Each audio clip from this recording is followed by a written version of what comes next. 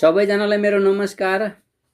यो युट्युब च्यानललाई like, subscribe, share गर्नुहोला, साथै मनमा लागेका कुराहरू कमेन्ट गर्नुहोला।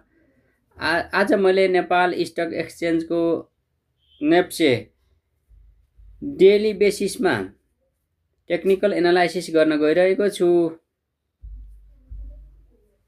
यो एनालाइसिसलाई आधार मानेर कुनै पनि प्रकारको स्क्रिप्ट बाइसेल गर्ने काम नगर्नुहोला। यो एजुकेसनल पर्पजको लागि बनाइएको भिडियो हो। आज नेपाल स्टक एक्सचेन्ज 2528 को बिन्दुमा आएर पढेको छ। 19.44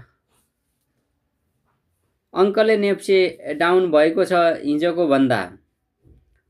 अहिले नेप्से नन ट्रेडिङ जोनमा रहेको छ।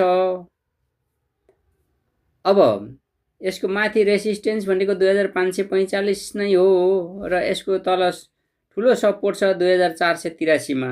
2483 मा ठुलो सपोर्ट छ। यदि त्यो सपोर्टलाई भत्कायो भने त नेप्से तलै जान सक्छ है। दुःखको कुरो छ। कहाँ झर्छ, त्यहाँबाट झर्यो भने त कहाँ झर्छ भन्ने थाहै छैन। ठुलो छ हेर्नु त, 2236 सम्म पो छ त। तर यो सपोर्ट भत्काउने चान्स असाध्यै कम छ। कुनै न कुनै गुड न्युज र कुनै न कुनै राम्रो तरिका यहाँ आउँदा आइरहेको छ।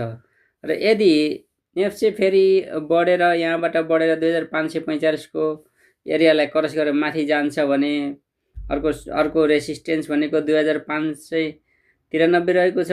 त्यसमाथि अर्को रेसिस्टेन्स भनेको 2671 रहेको छ। अहिले यति मात्रै कुरा गरौँ, योभन्दा धेरै कुरा गर्न पर्दैन, किनकि यति धेरै फ्लक्चुएसन एकै दिनमा हुन सक्दैन। कुनै कारणले मात्रै हुन सक्छ, नत्र भने धेरै गाह्रो कुरा हो। हस् त, यति बेरसम्म हजुरहरूले यो युट्युब च्यानल हेर्नुभयो, ज्ञान लिनुभयो, यसको लागि यहाँहरूलाई धेरै धन्यवाद दिँदै म बिदा हुन्छु। धन्यवाद, नमस्कार।